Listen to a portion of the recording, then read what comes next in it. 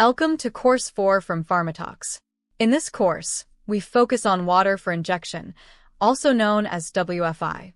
We will compare distillation and membrane-based WFI generation approaches. The goal is to understand how technology, control strategy, and patient risk connect together. By the end, you should feel more confident discussing WFI decisions in a GMP environment. Let us begin with the main objectives of this course. First, we will explain what makes WFI quality so important for patient safety. Then we will compare thermal distillation with membrane-based WFI generation.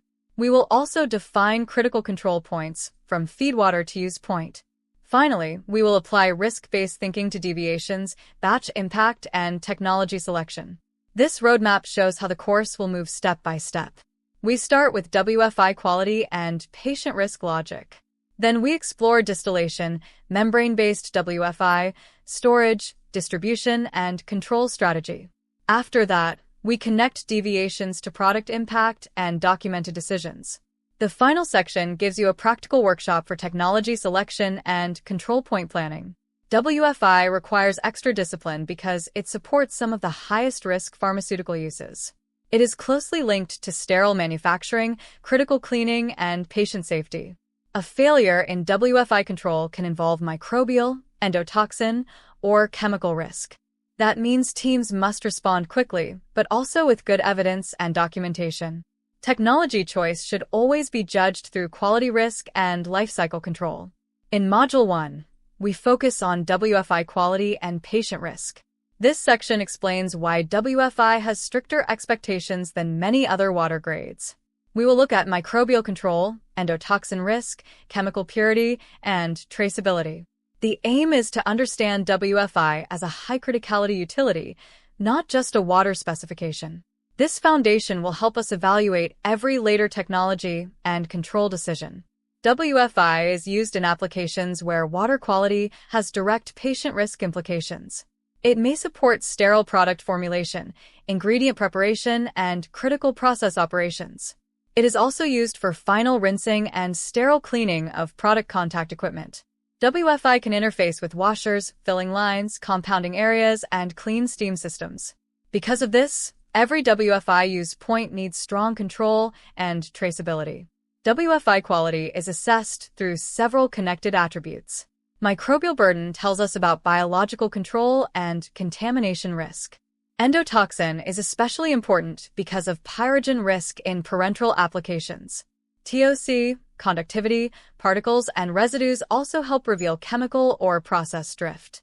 The important point is to interpret WFI quality as a full control picture, not as isolated test results. When WFI has an excursion, the key question is not only what failed. We also need to ask what product, equipment, or process may have been affected. Sterile product exposure makes contamination signals more serious. Endotoxin or microbial events may require batch-specific impact assessment. A good response links the event timing to affected lots, operations, and documented quality decisions. Contamination control begins with a system design that reduces stagnation and supports cleanability. But design alone is not enough to keep WFI under control. Sanitization, hot operation, vent protection, use point discipline, and trend review all matter. Teams should look for drift before it becomes a formal failure. In practice, contamination control is an operating strategy across the full life cycle. After a WFI quality signal, the first step is to confirm the result and define the affected sample point. Next, the team should identify the event timeframe and any potentially affected use points. It is important to determine whether WFI was used in production during that period. Trends, maintenance, alarms, and operating conditions should be reviewed quickly. Speed matters, but every decision must still be evidence-based and documented. Module 2 introduces distillation technologies for WFI generation. We will compare multiple effect distillation and vapor compression distillation. The focus is not only on how they work, but also on their strengths and operating risks. Distillation is widely respected for robust microbial and endotoxin control.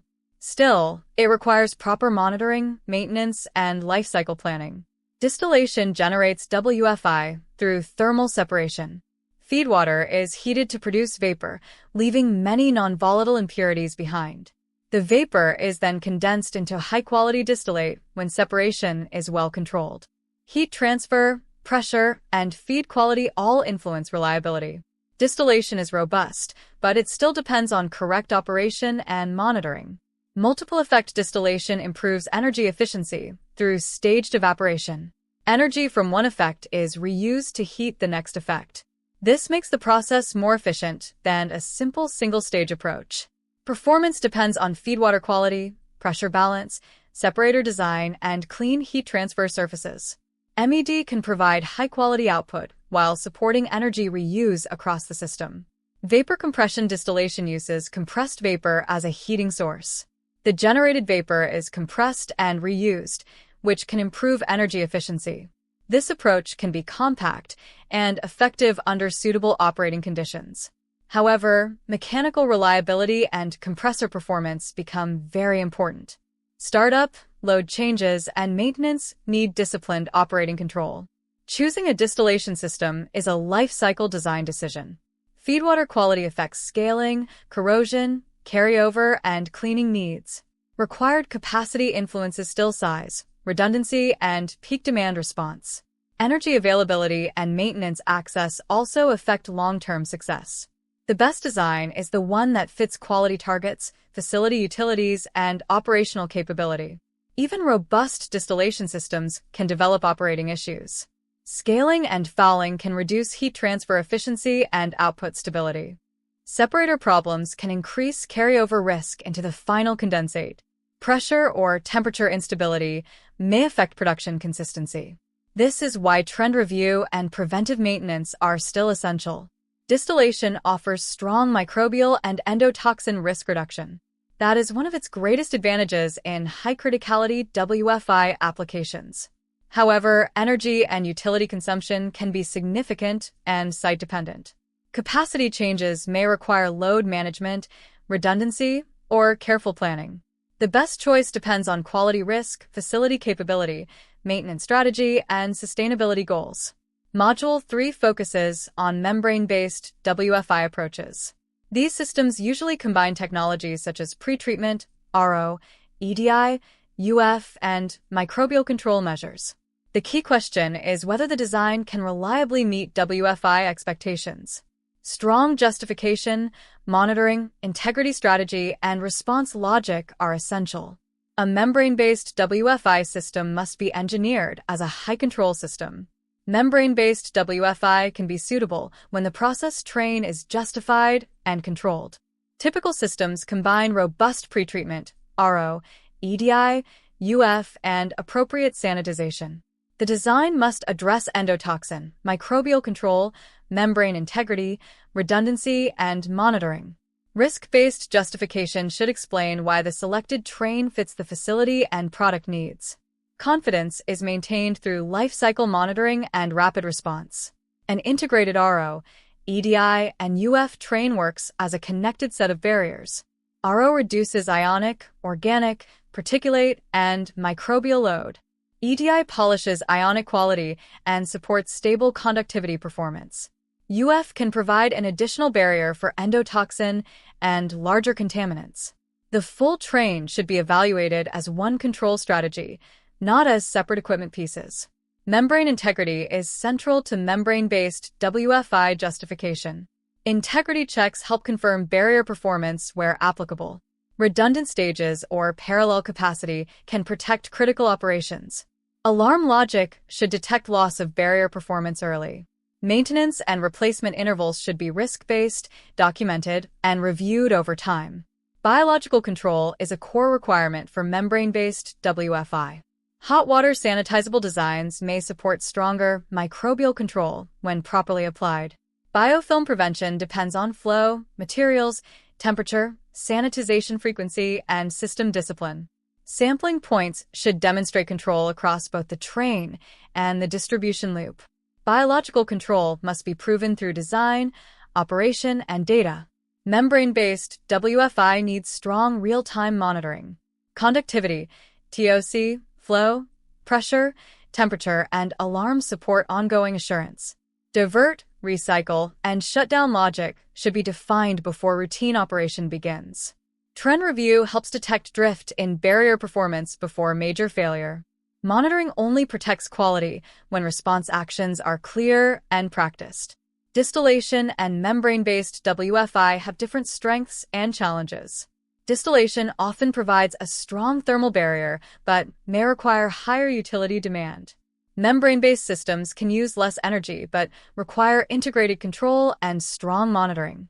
Maintenance needs are also different, with membranes, sensors, sanitization, and integrity strategy playing a major role. No technology is universally best, so the right answer depends on site risk and lifecycle capability. Module 4 focuses on what happens after WFI is generated. Generation is only one part of WFI quality control. Storage tanks, loop design, vents, temperature control, and use points all affect final quality. A strong generation system can still fail if distribution is weak. The goal is to maintain WFI control until the exact moment of use. Hot storage and continuous recirculation are common WFI control strategies. They help limit microbial growth and reduce biofilm risk. Temperature must be maintained across the tank, supply loop, return path, and critical points. Heat losses, insulation gaps, and dead zones can become hidden risk points. Generated WFI must remain controlled throughout storage and distribution. Storage tanks need special contamination control attention. Vent filters protect the tank from airborne ingress during breathing events. Filter integrity, condensation, wetting, and replacement strategy must be controlled. Tank spray devices, drainability, level, temperature, pressure, and overflow controls all support reliability. A well-designed tank can still fail if vent and condensate risks are neglected. The WFI loop is part of the control system, not just a pipe network. Use points should support hygienic operation, routine sampling, and clear operator practice. Dead legs and low-flow segments can increase stagnation and biofilm risk. Return loop velocity, temperature, and pressure help maintain consistent quality. Hoses, attachments, and point-of-use connections require strict control. Biofilm and condensate risks often come from small weaknesses. Poor flow, low temperature, or weak sanitization can allow microbial persistence. Condensate near vents or poorly sloped piping can also create risk. Insulation gaps and heat tracing failures may create cool spots and hot loops. Small design or maintenance issues can become repeated microbiological problems. WFI risk extends beyond the utility room. Sterile filling, washers, autoclaves, and clean steam systems may depend on WFI quality.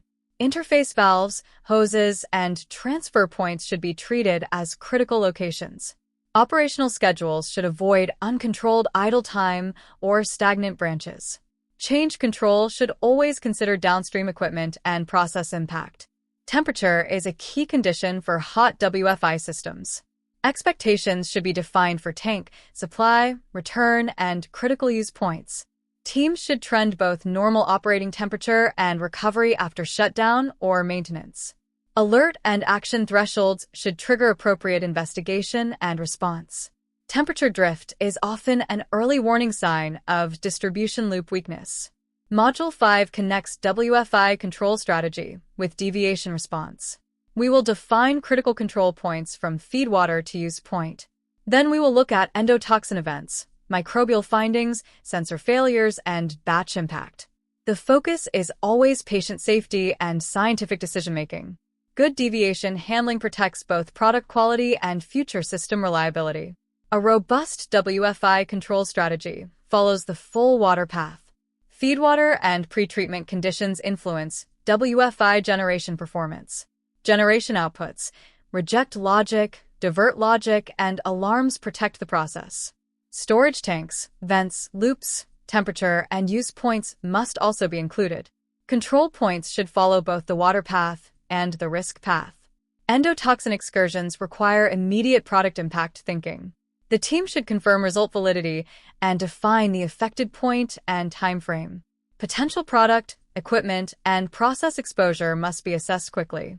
Upstream controls, UF or barrier performance, sanitization, and maintenance records should be reviewed. Containment, resampling, investigation, and disposition actions should be agreed with QA. Microbial events must be interpreted in context. Teams should review the organism, count, location, historical trend, and repeatability where possible. Temperature, flow, sampling technique, use point condition, and maintenance history should also be checked. The key decision is whether the result is isolated contamination or a signal of system control loss. Recurring events should escalate to CAPA and possible design or sanitization review. A failed critical sensor creates both an engineering issue and a quality data issue. The team should assess whether the failure affected a critical quality decision or release step. Backup data, manual results, alarms, and timing should be reviewed. Interim controls may be needed until the sensor is repaired or verified. Data integrity, calibration status, and impact conclusions must be documented clearly. Product impact assessment connects WFI events to actual operations. The event window should be mapped to production records, cleaning logs, and equipment use. Teams must determine whether WFI contacted product contact surfaces, or critical utilities. Risk assessment should justify hold, release, rejection, or additional testing decisions. Batch disposition should be driven by exposure, severity, detectability, and scientific rationale. A clear workflow helps teams manage WFI events consistently. First, contain affected sections and stop uncontrolled use when needed. Then confirm data, define the event timeframe, and identify potentially impacted batches.